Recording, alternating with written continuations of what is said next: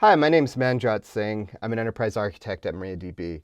And the other day I got an interesting question. We need to count how many updates we're doing on the database and what tables those updates are touching.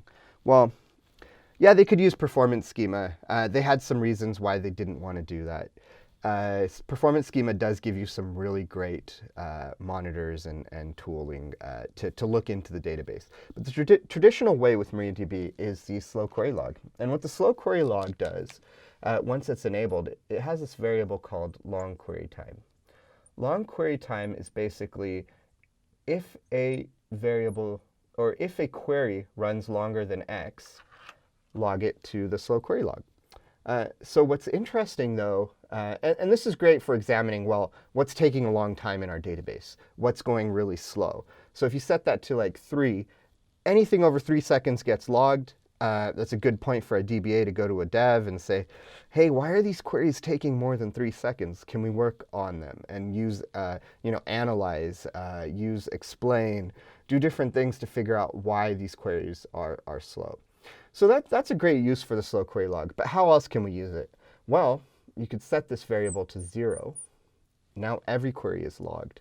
What you're going to want to do, though, is use the slow query wait limit. So slow query rate limit. And that rate limit is basically, let's say it's logging 100 of a type of query per second.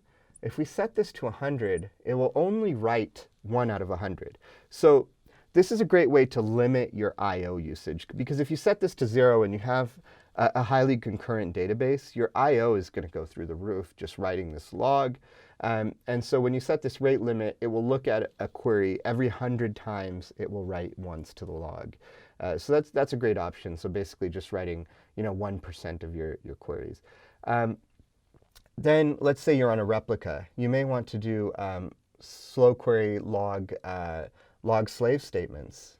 And that one will basically allow you to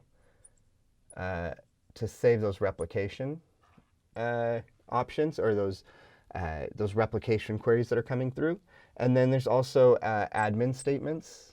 And those admin statements you may want to also log. So this will allow you to really have, and there's a number of associated variables, but really have an insight into what's going on with your database, be able to examine your performance, be able to see and count how many types of queries. So what we did with this client, he went through, he set the rate limit, he set his long query time to 0, and then we basically could do a count of how many times an update happened in that slow query log, and we had a good idea of what types of tables were touched, how they were touched, and whatnot.